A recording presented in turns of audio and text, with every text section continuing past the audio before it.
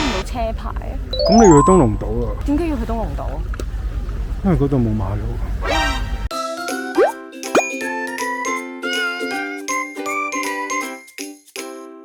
Hi， 大家好，我係 Kisa BBB 啊！今日咧係我嘅久違我不是山系女孩入邊嘅第6集。今日咧我要行嘅山咧係我其實之前曾經錯過咗嘅，但係嗰次我都覺得好彩落咗雨嗰個位，所以係好慘。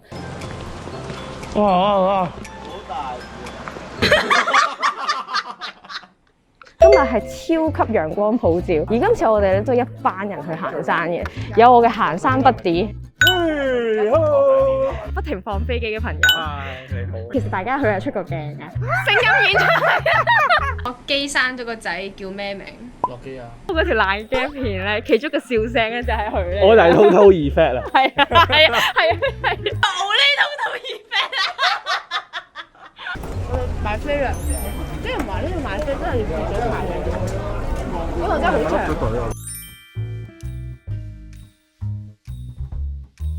行山不啲要好，係我嘅教練啊！啱啱咧落船超好笑嘅，咁就因為佢個船咧唔係好停嘅，即係因為啲浪問題啦。咁咧嗰個船家咧就話：嗱，上得啦上得啦，跟住等陣，真係踏出去咧，我一字馬噶啦，隻腳可能會變到。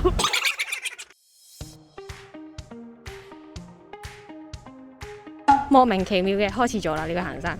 我係垃圾，啱行2級樓梯嘅時候咧，我膝頭哥已經開始痛。不過今日醒，我有帶護膝。護膝之前咧，我喺入邊其實已經黐咗個膠布啦，要好好保護自己膝頭哥。我已經傷膝㗎啦，難行啦，唔好行啦！難做嘅嘢又好做啊！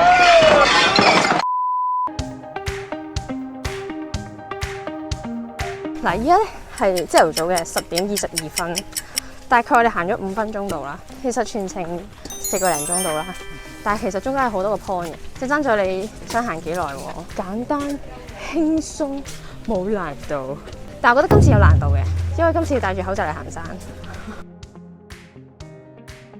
個位置係暴曬，咁所以咧，如果天氣好似今日咁好咧，你唔搽防曬都打唔遮，但係我依然都係有着翻上次講嘅防 UV 外套。所以隻手記得一定要搽多啲防曬。去到石刻嗰邊咧，就係一個觀景台，輕輕一個位俾你休息下。我哋繼續咧係上翻上邊嘅斜路位嘅。行山就係睇呢啲咯，大自然，雀仔標。頭先落斜咗。我哋就要行呢條路啦。講笑咋，我哋落去啊！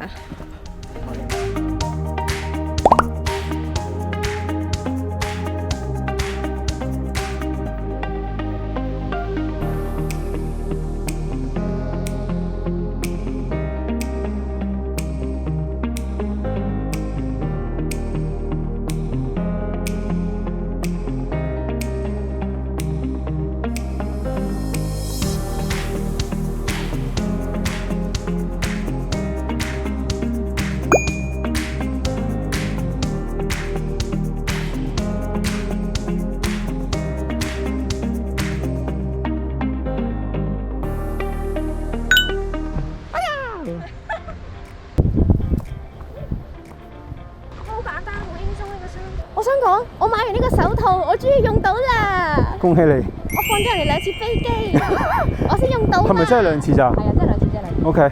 上落白崖咧，就記得一定要戴手套去爬嗰啲岩石啦。咁如果你唔戴手套咧，就非常之容易刮親隻手啦、流血啦，或者可能都爬下手跣起嚟都唔定嘅。咁同埋另外都要帶翻條長褲啦，原因就係話都係怕你爬呢啲岩石嘅時候咧，有機會刮損隻腳。咁我自己覺得咧，爬岩石咧係一啲都唔難嘅，但係只不過需要小心同埋有人傍住咧，咁就好安全噶啦。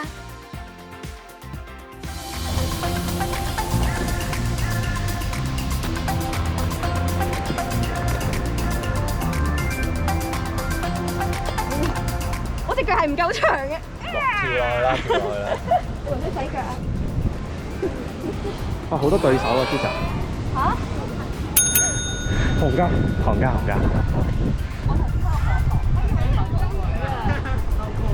我以為呢度有條金魚咯。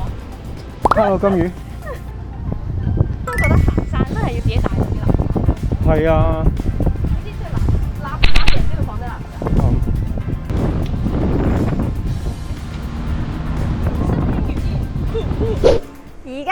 嚟到呢個白崖嘅位啦，我想講係我好耐之前咧已經上嚟呢一度噶啦，所有位都白雪雪啦，咁啊打卡係一流嘅，就專登咧喺呢個位咧就可以食下嘢，好似野餐咁咧，非常之有 feel。但係咧有個 tips 俾大家咧，你千祈咧就唔好落咁下邊，因為落咁下邊嘅話咧，有時候咧突然間一個大浪咧。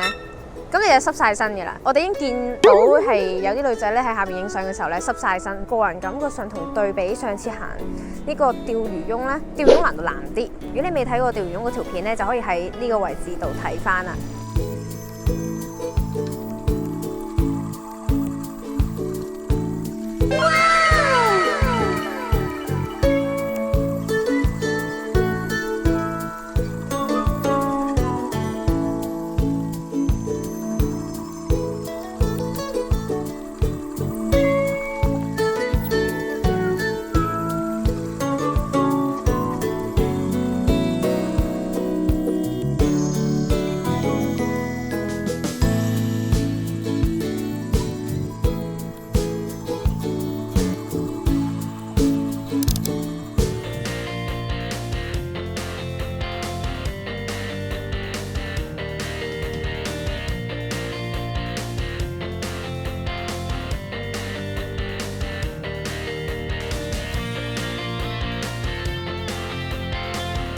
行完啱啱個白崖咧，沿住條路咧，我哋就可以行到一條都非常之舒服嘅石屎路啊！蘇花暫時整體難度都唔高，舒服，係啱啱爬嘅位有少少危險啫，但係其他都 OK。我哋見到前邊嗰條路啦，係一條斜路嚟嘅，原來就係我哋啱啱嗰位打卡。咁我哋啱啱就係喺呢個位置上面上山嘅，咁但係我哋啱啱只係兜咗個圈咁樣，我哋喺呢個位過翻嚟。一開頭分岔路嘅時候，我哋話上邊呢條唔使行，好開心。我哋就要行呢條路啦。講笑咋，我哋落去啊！而家咪又要行翻咯。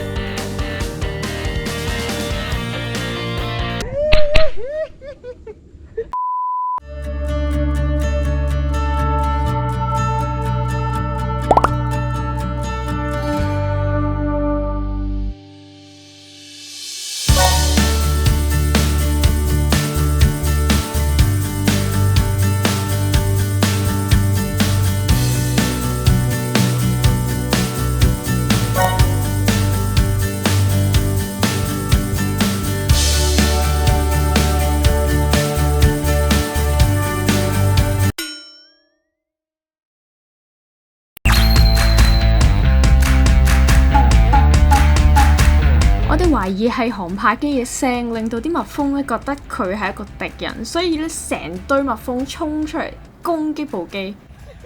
哇！好核突啊！應該係蜜糖嚟嘅。哇！呢部嘢落到你個位，個入口好得意啊！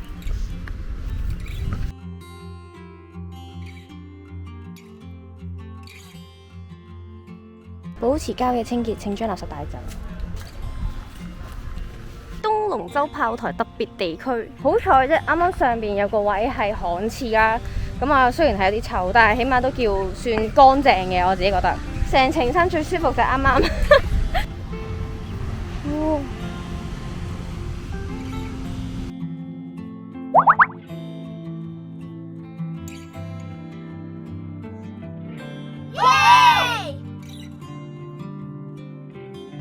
而家行返去碼頭啦，最後一段路啦，都要繼續行車路，排隊搭船。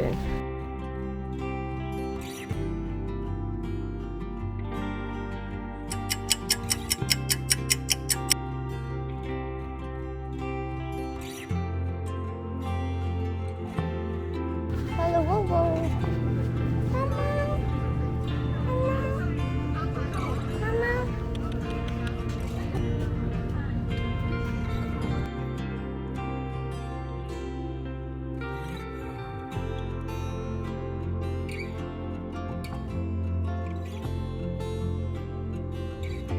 我考唔到車牌，咁你要去東龍島啊？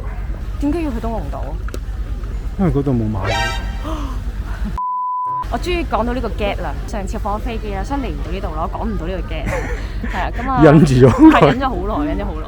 雖然行唔晒成個行程啦，但係我都覺得好夠，因為行晒成個行程，我應該會再攰啲咯。我已經收皮滿意嘅，咁可能其他團友佢哋可能未必滿意㗎，我自己佢哋覺得點解咁撚慢嘅？天氣好啲再嚟咯，佢哋。